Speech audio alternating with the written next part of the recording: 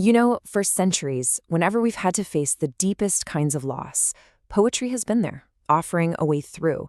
So today, we're going to explore the elegy, a truly timeless form that gives a powerful voice to grief and a lasting shape to our memories.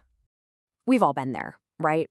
That hollow space that loss leaves behind, where words just don't seem to fit. But what if I told you there's a form of art that doesn't just describe that feeling, but is actually designed to hold it, to help us process it, and maybe even transform it? Well, that's the elegy, and that's what we're diving into. So here's our game plan for this explainer. First, we'll nail down what an elegy really is. Then we'll look at how it's built emotionally. We'll trace its history, meet some of the poets who perfected it, and finally figure out why this ancient form still hits so close to home today. Okay, let's get right into it. First things first, what exactly makes a poem an elegy? Right, so the key thing to get here is that an elegy is so much more than just a sad poem. It's a deep, philosophical meditation. It's not just about mourning a person who has died, though it is often that. It can also be about grappling with the loss of an ideal or a way of life, or even just that simple, staggering fact that nothing lasts forever.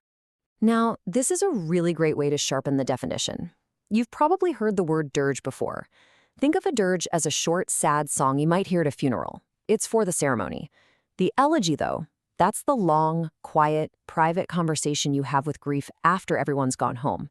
It's built for reflection, not just for ritual. And this right here, this really gets to the elegy's true ambition. See, it's not like a dramatic monologue where you're just deep inside one character's head.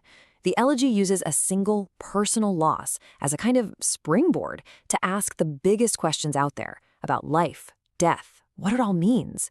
It takes one person's story and finds a truth in it that belongs to all of us.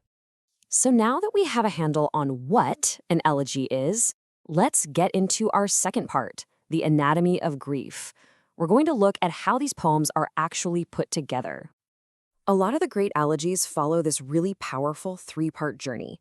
It starts with lamentation, the raw, unfiltered sorrow, just letting it all out. Then it moves into praise, where the poet honors and remembers the beauty of what or who was lost. And then, finally, it reaches for consolation, some kind of acceptance or peace or a new understanding. It's really a path from raw grief to a kind of wisdom. So, what does it actually feel like to read an elegy? Well, you're almost always going to find these things. The tone is serious, dignified. The language itself flows beautifully. It's very lyrical, almost like music. And at its heart, it's always wrestling with the big questions, using these incredibly powerful symbols to get its point across. And that symbolism, it's everything. This is where the poetry really comes alive. The poets are like painters of mood. They use these landscapes, a crumbling ruin, a river at sunset, not just to set a scene, but to create a whole emotional atmosphere. These images, they do more than just describe something.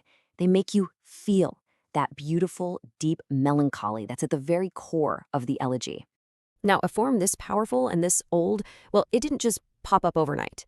So for our third section, let's take a quick trip through time and see how the elegy has changed over the centuries. Back in the Renaissance, poets were mixing grief with big ideas about faith and how fleeting life is. Then the Romantics came along and just cranked the volume way up on personal feelings, making the elegy super subjective.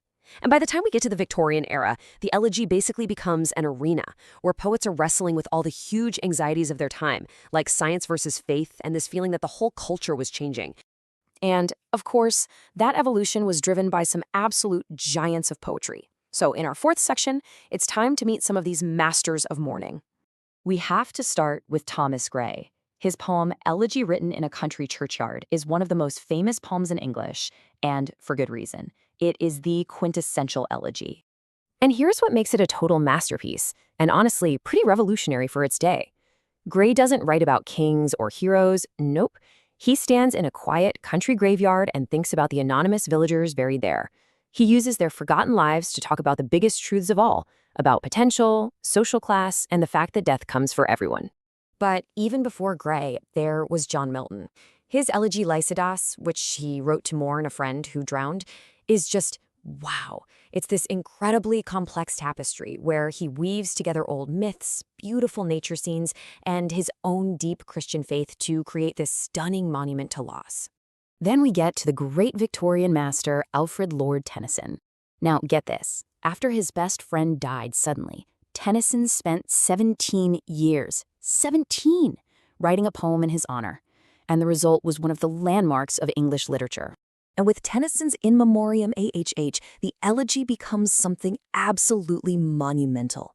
He takes his own personal, shattered heart and uses it like a lens to look at the massive changes shaking his world, the rise of science, the questioning of religion, and that search for meaning when everything feels uncertain. And what's so cool is the form never stops evolving. I mean, look at Walt Whitman. He takes that same elegiac feeling and just pours it into modern free verse to mourn Abraham Lincoln. And his poem manages to hold two things at once: the deep shared grief of a whole country and this almost defiant celebration of life going on. So, all this brings us to our final and most important question.